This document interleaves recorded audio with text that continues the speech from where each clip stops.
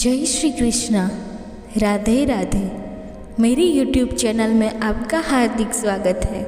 नमस्कार दोस्तों, आज मैं आपको सावन सोमवार की एक लड़की और उसके भाई की बहुत ही दुख भरी कहानी सुनाने जा रही हूँ। दोस्तों, ये कहानी बहुत ही इमोशनल एवं ज्ञानवर्धक है। इस कहानी से आपको बहुत कुछ सीखने को मिलेगा, इसीलिए कहानी को पूरा ज़रूर सुनना। दर्शकों, हम कहानी शुरू करें और आप इस वीडियो में खो जाए इससे पहले अगर आप हमारे चैनल पर पहली बार आए हैं और भगवान भोलेनाथ को दिल से मानते हो तो कमेंट में सच्ची श्रद्धा से हर हर महादेव ज़रूर लिखें। दोस्तों, मैं भगवान भोलेनाथ से प्रार्थना करती हूँ कि हे महादेव, जो भी भक्त इस वीडियो को पूरा देखेगा और कमेंट में सच्ची श्रद्धा से हर हर महादेव लिखेगा, उनके घर परिवार को सुख शांति और संपत्ति से भर देना और अपना आशीर्वाद हमेशा उसके ऊपर बनाए रखना। तो आइए दोस्तों, इस छोटी सी कहानी को आपको सुनाते हैं। दोस्तों, किसी गांव में एक ग्वाला अपनी बीवी बच्चों के साथ रहता था। उसका एक बेटा और एक बेटी थी। वो ग्वाला था तो उसके पास बहुत गाय और बछड़े थे। वे गायों को चराने जाता था और गायों का दूध दही घी बेचकर ही अपने परिवार का पालन पोषण करता था। जितना कमाता था उसकी पत्नी उसी में संतुष्ट थी और अपने बच्चों को पाल रही थी। एक दिन उसकी पत्नी बहुत बीमार हो गई और उसकी मृत्यु हो गई। अब ग्वाले के ऊपर ही अपने दोनों बच्चों की जिम्मेदारी आ गई। कहते हैं कि अगर पिता मर जाए तो माँ अपने बच्चों को सही तरीके से पाल लेती है, लेकिन एक पिता ऐसा नहीं कर सकता। उस ग्वाले को भी बहुत परेशानी हो रही थी। वह गाय चराने जाता तो अपने बच्चों के लिए भोजन तैयार नहीं कर पाता। बच्चे अभी छोटे थे। बेटी 10 साल की थी और बेटा 8 साल का था। कुछ समय ऐसे ही बीत गया। फिर ग्वाले ने बच्चों के पालन पोषण के लिए दूसरी शादी कर ली। ग्वाले की दूसरी पत्नी घर आ गई। वो ग्वाले के बच्चों को बिल्कुल भी पसंद नहीं करती थी और ग्वाला भी अपनी दूसरी पत्नी के साथ खुश रहने लगा। अब ग्वाला अपनी दूसरी पत्नी की ही सारी बात मानता था। धीरे धीरे समय बीतता है और बच्चे और बड़े हो जाते हैं। लड़का 12 साल का हो जाता है। उसकी दूसरी माँ लड़के को बिल्कुल भी पसंद नहीं करती थी। एक बार वे अपने पति से कहती है कि आप गाय बछड़ों को चराने जाते हो। अभी लड़का बड़ा हो गया है, अब से गाय बछड़े चराने ये लड़का जाएगा। फिर बेचारा लड़का रोज़ सुबह जंगल में गाय बछड़े चराने जाता और शाम को वापस आता। इधर लड़की भी बड़ी हो गई थी।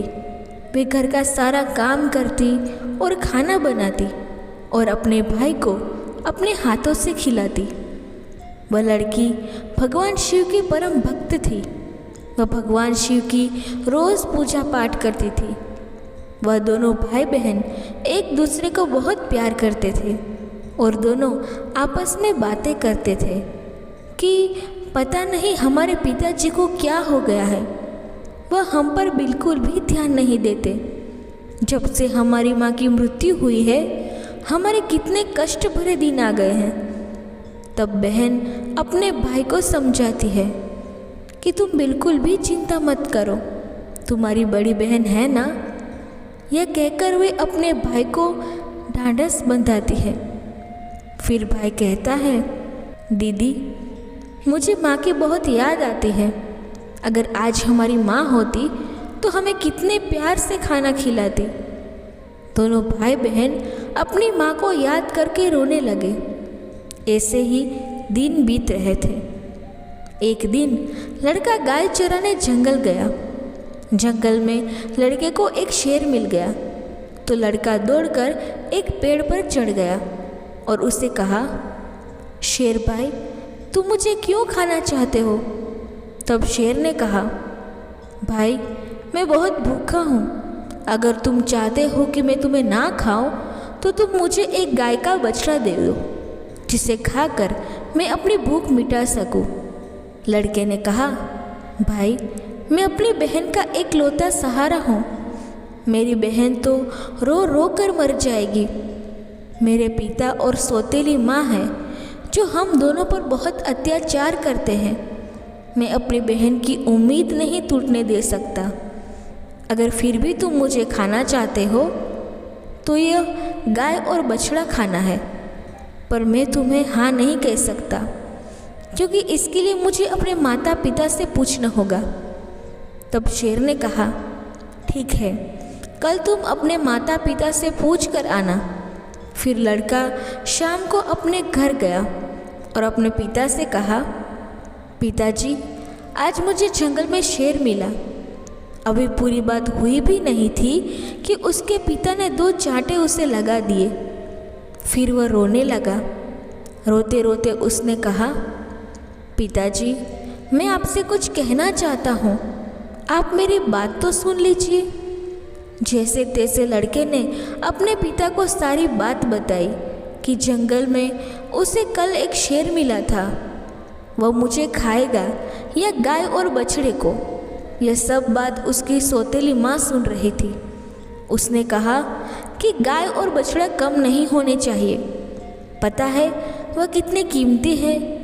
उनके दूध से ही तो हमारा घर चलता है और तुम्हारे बिना तो हमारा कुछ नहीं बिगड़ेगा। इसलिए अच्छा है शेर तुम्हें खा जाए। अब वह बेचारा दुखी मन से अपनी बहन के पास गया। उसकी बहन ने खाना खिलाया और पूछा कि तुम उतने उदास क्यों हो। तब लड़के ने सारी बात अपनी बहन को बताई तो उसकी बहन उसे समझाने लगी कि तुम तो मेरी ज़िंदगी का आधार हो भाई। तुम्हारे बिना ना तो मैं जीने की सोच सकती हूँ ना मरने की। अगर तुम्हें कुछ हो गया तो मैं भी जिंदा नहीं रहूँगी। इसीलिए तुम जंगल को जाना और एक बछड़ा शेर को देकर आना। अगर गाय जिंदा रहेगी तो दूसरा बछड़ा और आ जाएगा। और उसके पिता ने भी यही कहा था कि शेर तुझे खा जाएगा तो पुत्र तो और भी हो जाएगा। यह सारी बातें बहन ने सुन ली थी। तो भाई ने कहा, ठीक है। वह दूसरे दिन फिर जंगल में गया तो शेर उसका इंतज़ार करता मिला। शेर ने कहा, कहो, तुम अपने माता पिता से आज्ञा लेकर आए हो या मैं तुम्हें खा लूँ। तब लड़के ने सारी बात शेर को बताई और कहा, मेरी बहन ने कहा है कि तुम एक बछड़े को खा लो। फिर शेर बछड़े को लेकर अपनी गुफा की तरफ चला गया और लड़का खुशी खुशी अपनी गाय चराने लगा और शाम को अपने घर आ गया तो उसके माता पिता गाय बछड़ों की गिनती करने लगे तो एक बछड़ा कम था। वह समझ गए कि वह बछड़ा लड़का शेर को दे आया है। इस बात पर वह दोनों बहुत गुस्सा हो गए और उसे मारने लगे। उसके पिता ने उसे डंडे से इतना मारा कि वह बेहोश होकर गिर पड़ा। उसकी बहन ये सब देख रही थी और उसको बहुत बुरा लग रहा था, लेकिन वह कर भी क्या सकती थी। जब उसके माता पिता चले गए तब बहन अपने भाई को उठाकर कमरे में ले गई और उस पर पानी के छींटे मारे। जब होश में आ गया तो उसे पानी पिलाया, खाना खिलाया। दोनों भाई बहन बहुत देर तक रोते रहे। फिर बहन ने कहा, भाई, अब तुम्हारा यहाँ रहना खतरे से खाली नहीं है। मेरे पास माँ की यह निशानी, यह अंगूठी है। तुम यह अंगूठी पहन लो और यह घर छोड़कर चले जाओ। अगर तुम जीवित रहोगे तो मुझे आशा रहेगी और हम कभी न कभी ज़रूर मिल जाएंगे। भाई की समझ में बहन की सारी बात आ रही थी, लेकिन उसने कहा, बहन, तुम ठीक कह रही हो, लेकिन मैं तुम्हें यहाँ अकेले छोड़कर कैसे चला जाऊँ? माँ तुम पर भी तो अत्याचार करती है, सब काम करवाती है, मारती पीटती है। तब बहन ने कहा, भाई, अगर तुम ठीक रहोगे तो सब सहन कर लूँगी मैं, लेकिन तुम यहाँ से चले जाओ भाई। भाई अपनी बहन की बात मान लेता है और एक धागा उठाता है और अपनी बहन की कलाई में बांध देता है। यह मेरी निशानी है, जब भी हम मिलेंगे तो यह देखकर एक दूसरे को पहचान लेंगे। तुम ये धागा टूटने मत देना।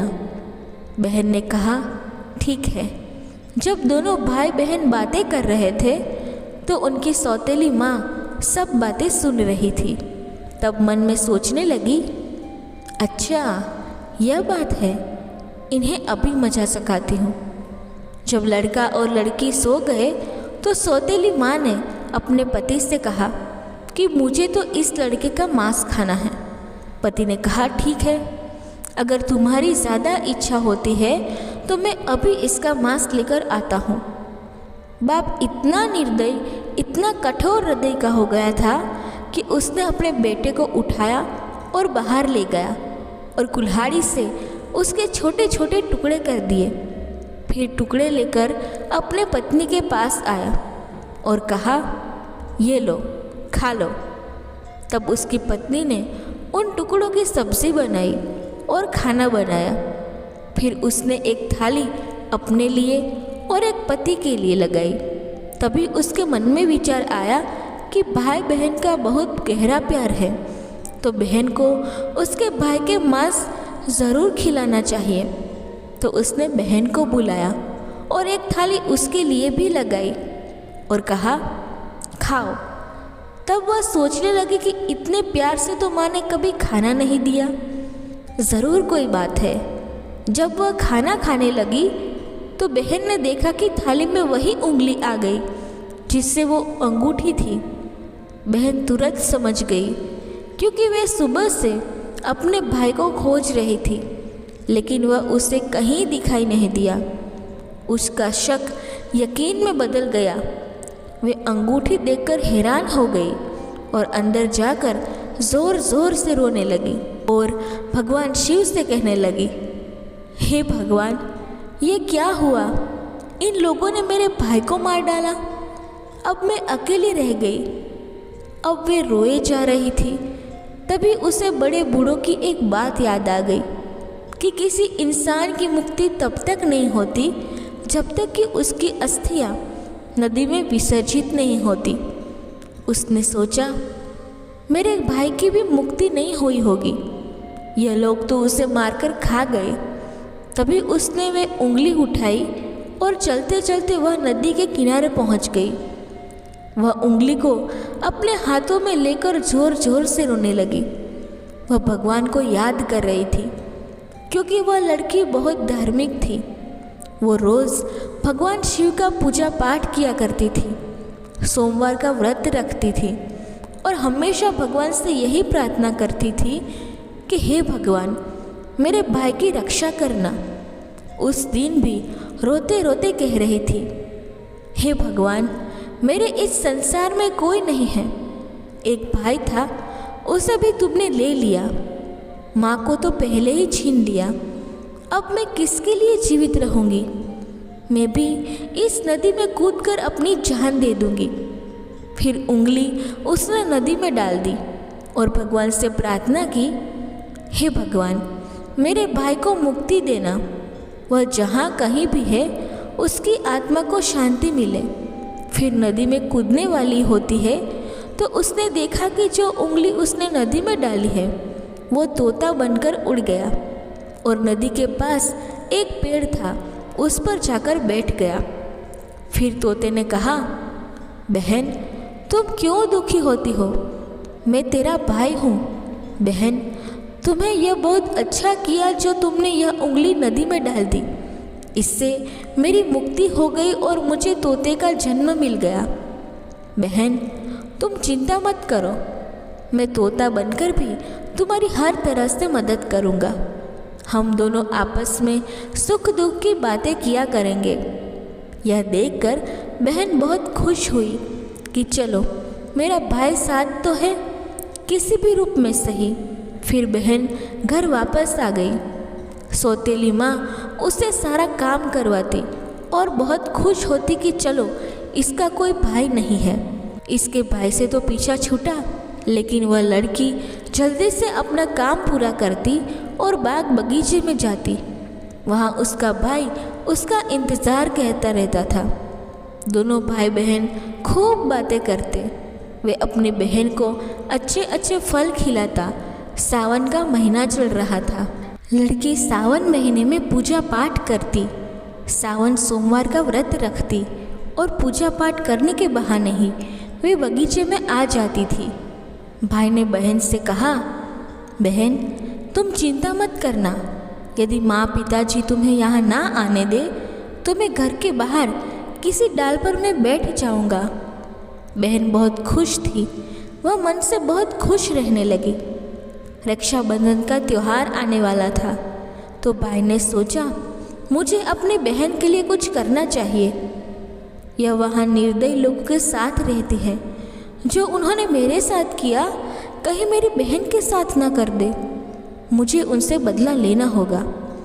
फिर उसने भगवान से प्रार्थना की कि हे भगवान, मेरी बहन की रक्षा करना। तभी वह एक लोहार के पास पहुंचा। लोहार से तोते ने कहा, पिता ने मारा, माँ ने मरवाया। बहन सरासर रोई थी। मैं हरियर तोता बन उड़ाया। फिर वे लोहार कहने लगा, तुम क्या कह रहे हो, मेरी तो कुछ समझ में नहीं आ रहा। फिर उसने वही दोहराया, पिता ने मारा, माँ ने मरवाया। बहन सरासर रोई थी। मैं हरियल तोता बन उड़ आया। तोते को बोलता हुआ देखकर उसे उसकी बातें सुनने का मन हुआ। वह कहने लगा, तोता तुम मुझे खुलकर बताओ, तुम क्या कहना चाहते हो। तब तोते ने सारी बात लोहार को बताई। लोहार तोते की बात सुनकर कहता है, तुम्हारी कहानी तो बहुत ही दुख भरी है। यह सुनकर मुझे रोना आ रहा है। तुम बताओ, तुम मुझसे क्या चाहते हो। अगर तुम चाहो तो मैं तुम्हारे लिए अपनी जान भी दे सकता हूँ। तब तोते ने कहा, मुझे कुछ नहीं चाहिए, बस तुम मेरे लिए एक ऐसी कतार बना दो जो तलवार से भी तेज हो। लोहार ने कहा, ठीक है भाई। फिर लोहार ने तोते के लिए कतार बनाई। कतार बन गई। तोते ने कहा, इस कतार को मेरे पंखों में छुपा दो। लोहार ने कतार तोता के पंखों में छुपा दी। वह तोता वापस पेड़ पर आ गया। उसने अपनी बहन को कुछ नहीं बताया। उसकी बहन उससे मिली, बातें भी की, साथ में भोजन किया और वह वापस घर चली गई। अगले दिन तोता एक सुनार के पास गया और सुनार से भी वही बातें कही कि बाप ने मारा, माँ ने मरवाया। बहन सरासर रोई। मैं हरियल तोता बन उड़ आया।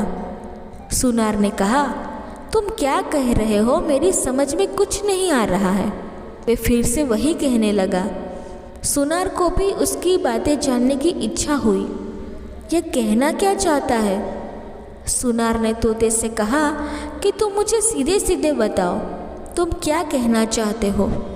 तो तोता ने सुनार को भी अपनी सारी बातें बता दी। सुनार भी तोते की बात सुनकर बहुत दुखी हुआ। सुनार को उससे बहुत हमदर्दी हो जाती है और सुनार भी उसकी बातें सुनकर रोने लगता है। फिर सुनार कहता है, बताओ मैं तुम्हारी क्या मदद कर सकता हूँ। तोते ने कहा कि भाई, रक्षाबंधन आने वाला है। मैं अपनी बहन को सोने के कुछ गहने देना चाहता हूँ, तो तुम मेरी बहन के लिए गहने बना दो। सुनार ने कहा, बस इतनी सी बात, बताओ क्या क्या बनाना है। फिर सुनार ने उसकी बहन के लिए कुछ गहने बना दिए।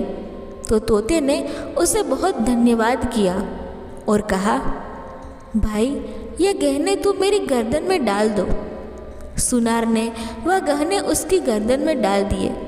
फिर तोता उड़कर उसी पेड़ पर आ गया जिस पेड़ पर वो रहता था। उसी पेड़ की खोल में तोता ने उन गहनों को रख दिया। फिर रक्षाबंधन का त्यौहार आया तो उसकी बहन उसे राखी बांधने आई तो दोनों भाई बहन बहुत खुश हुए। तोते ने सारे गहने अपनी बहन को दे दिए। गहने पाकर बहन बहुत खुश हुई। फिर उसने पूछा कि तुम्हारे पास ये गहने कहाँ से आए। तोते ने कहा, मेरा एक दोस्त है, उसने मुझे बना के दिए। फिर बहन खुशी खुशी घर चली गई। जब सौतेली माँ ने उसे गहने पहने हुए देखा तो जलकर खाक हो गई और उसे मारते हुए बोली, यह गहने कहाँ से चोरी करके लाई है? तब उसने कहा, माँ, मैंने यह गहने कहीं से चुराए नहीं हैं, यह तो मेरे भाई ने मुझे दिए हैं, जो एक तोता है। वह सौतेली माँ को पूरी बात नहीं बताती कि उसका भाई ही तोता बन गया है। उसने कहा, एक तोता है, वह मुझसे बातें करता है और मैंने उसे अपना भाई बना लिया है, उसी ने मुझे ये गहने दिए हैं। तब सौतेली माँ सोचने लगती है कि ऐसा कौन सा तोता है जो इसका भाई बन गया है। जैसे तैसे तो एक भाई से पीछा छुड़ाया था, अभी दूसरा भाई कहाँ से आ गया। फिर दूसरे दिन उसकी माँ उस तोते को ढूंढने के लिए जंगल में जाती है। तभी उसे तोता दिखाई देता है। वे तोते को पकड़ने की कोशिश करती है, लेकिन तोता उसके हाथ में नहीं आता। वो थक कर हार कर बैठ जाती है। कुछ देर बाद फिर तोते को पकड़ने की कोशिश करती है, लेकिन तोता उसकी पकड़ में नहीं आता। वह सोचती है कि कैसे मैं इसे पकड़ूं और इसे मार दूं। इससे ज़्यादा भाई बनने का शौक़ है। सुबह से शाम तक तोते को पकड़ने की कोशिश करती है, लेकिन तोते को नहीं पकड़ पाती। फिर वह घर आती है और उसका सारा गुस्सा उस लड़की पर निकालती है। वो उसके सारे गहने भी छीन लेती है। अगले दिन लड़की तोते से मिलने जाती है। फिर तोता कहता है, बहन, जो गहने मैंने तुम्हें दिए थे वह कहाँ हैं? तब बहन कहती है, भैया, वह गहने तो माँ ने छीन लिए। ये सुनकर तोते को बहुत गुस्सा आता है और वह कहता है, बस अब इनके पाप का घड़ा भर चुका है, अब इनको सज़ा मिलनी चाहिए। फिर वह तोता उस घर के बाहर एक पेड़ की डाल पर बैठ जाता है और इंतज़ार करता है कि उसके माता पिता कब बाहर निकले। तब लड़की बाहर को कुछ काम कर रही थी तो उसकी माँ किसी बात पर उसे डांट रही थी और उसे मार रही थी। तभी उसका पिता भी बाहर आ जाता है और लड़की को मारने लगता है। यह सब तोता पेड़ पर बैठकर देख रहा था। उससे यह सब देखा नहीं गया और वह अपनी सौतेली माँ और बाप पर झपट पड़ा। उसके पंखों में जो कतार थी उसे उन दोनों की आंखों में घुसा दी। अब दोनों अंधे हो गए और तड़पने लगे। फिर उसने अपनी चोंच से कतार उठाई और उन पर वार कर दिया। फिर दोनों ज़मीन पर गिर पड़े। तोते ने कहा, तुम दोनों ने बहुत पाप किए हैं, मैं तुम दोनों को नहीं छोड़ सकता। तब वह दोनों कहते हैं कि तुम्हारा हमसे क्या बैर है? तब तोते ने कहा, तुमने तो मुझे मारकर खा लिया और पूछ रही हो कि तुमसे क्या बैर है? फिर वह दोनों तड़प तड़प कर मर जाते हैं। तब तोता अपनी बहन से कहता है कि चलो अब हम यहाँ नहीं रहेंगे। अगर हम यहाँ रहेंगे तो हमें अपने दुख याद आएंगे, हम उनको कभी भूल नहीं पाएंगे और दुखी रहेंगे। तो उसकी बहन कहती है, हाँ भैया, अब हम यहाँ नहीं रहेंगे, अब हम ऐसी जगह रहेंगे जहाँ कोई हम दोनों को अलग ना कर सके। फिर वह वहाँ से चलते हैं तो चलते चलते एक मंदिर में पहुँच जाते हैं। फिर तोता कहता है, बहन, इससे अच्छी जगह हमें कोई और नहीं मिल सकती। अब दोनों भाई बहन उस मंदिर में रहने लगते हैं। बहन तो पहले ही पूजा पाठ करती थी, सोमवार का व्रत रखती थी। अब तोता भी पूजा पाठ करता है। पास में ही एक सरोवर था, उससे अपने पंख गीले करके लाता है, उस शिवलिंग पर जल चढ़ाता है और लड़की भी भगवान शिव और पार्वती जी की पूजा करती है। ऐसे ही दिन बीत रहे थे। उसकी सच्ची भक्ति को देखकर एक दिन माँ गौरी ने भगवान भोलेनाथ से कहा कि देखो कितने दुखिया बहन भाई हैं, इनको देखकर मुझे रोना आता है। ये कितने तन मन से आपकी सेवा करते हैं, आपको इनका दुख दूर करना चाहिए। तब भोलेनाथ ने कहा, हे पार्वती, ये तो संसार सागर है, हम किस किस का दुख दूर करेंगे। लेकिन गौरी माँ हट करने लगी और कहने लगी, नहीं भगवान, आपको इनके दुख को दूर करना ही होगा। तो भगवान भोलेनाथ गौरी माँ के हट के आगे मान जाते हैं। जब वह दोनों भाई बहन पूजा कर रहे थे तो भगवान भोलेनाथ और गौरी माँ प्रकट होते हैं और उनसे मनचाहा वरदान मांगने को कहते हैं। तो लड़की ने कहा, हे भगवान, मुझे कुछ नहीं चाहिए, मैं तो बस इतना चाहती हूँ कि मेरा भाई पहले वाले रूप में आ जाए और हम भाई बहन को कोई अलग ना कर सके। उसकी यह बात सुनकर भगवान भोलेनाथ और माँ गौरी बहुत खुश होते हैं और उन्हें वरदान देते हैं कि उसका भाई पहले जैसा हो जाए। फिर भगवान भोलेनाथ और माता गौरी की कृपा से वो लड़का पहले जैसा हो गया और अब भाई बहन बहुत खुश हो गए और भाई बहन खुश होकर भगवान भोलेनाथ की पूजा करने लगे और बड़े प्यार से रहने लगे। तो दोस्तों, यह थी आज की ज्ञानवर्धक वीडियो।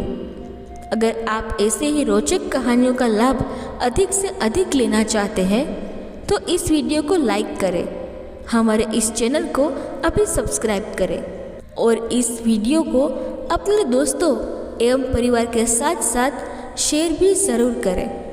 और दोस्तों, अगर आप भी मेरी तरह भगवान भोलेनाथ जी के भक्त हैं तो कमेंट बॉक्स में सच्ची श्रद्धा से हर हर महादेव अवश्य लिखें। धन्यवाद।